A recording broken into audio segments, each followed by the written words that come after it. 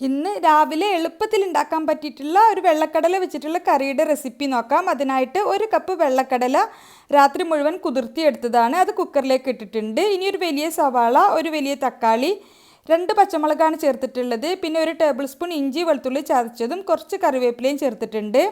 1/2 teaspoon മഞ്ഞൾപ്പൊടി, 1/4 teaspoon കുരുമുളക് പൊടി, 1/2 ടീസ്പൂൺ തന്നെ ഗരം മസാല, ആവശ്യത്തിനുള്ള ഉപ്പും പിന്നെ 1/2 കപ്പ് വെള്ളവും കൂടി ചേർത്തിട്ട് ഒന്ന് മിക്സ് ആക്കിയതിന് ശേഷം നമുക്ക് കുക്കർ അടച്ച് വെച്ചിട്ട് കടയിലൊന്ന് വേവിച്ചെടുക്കാം. ഞാനൊരു 3 വിസിലാണ് വേവിച്ചെടുത്തിട്ടുള്ളത്.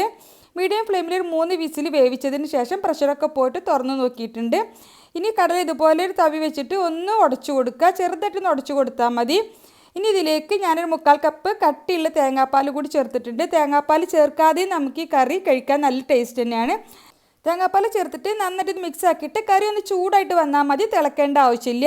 ഇനി ഇതിലേക്ക് താളിച്ച് ചേർക്കാനായിട്ട് 1.5 ടേബിൾ സ്പൂൺ വെളിച്ചെണ്ണയിലേക്ക് 2-3 ചെറിയുള്ളി കട്ട് ചെയ്തത് ചേർത്തിട്ട് ഒന്ന് മൂത്ത് വരുമ്പോൾ കുറച്ചധികം കറിവേപ്പില ചേർത്ത് കൊടുക്കാം. എന്നിട്ടൊന്ന് മിക്സ് ആക്കി കൊടുത്തതിന് ശേഷം കറിയിലേക്ക് ഒഴിച്ചു കൊടുക്കാം.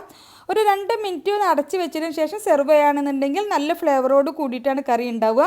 അപ്പോൾ ഞാനിത് നീർദോശയുടെ കൂടെയാണ് കഴിക്കുന്നത്. അടിപൊളി ടേസ്റ്റാണ്. നമുക്ക് അപ്പത്തിൻ്റെയും പുട്ടിൻ്റെയും ചപ്പാത്തിയുടെയും ഇടിയപ്പത്തിൻ്റെ ഒക്കെ കൂടെ കഴിക്കാൻ അടിപൊളിയാണ്.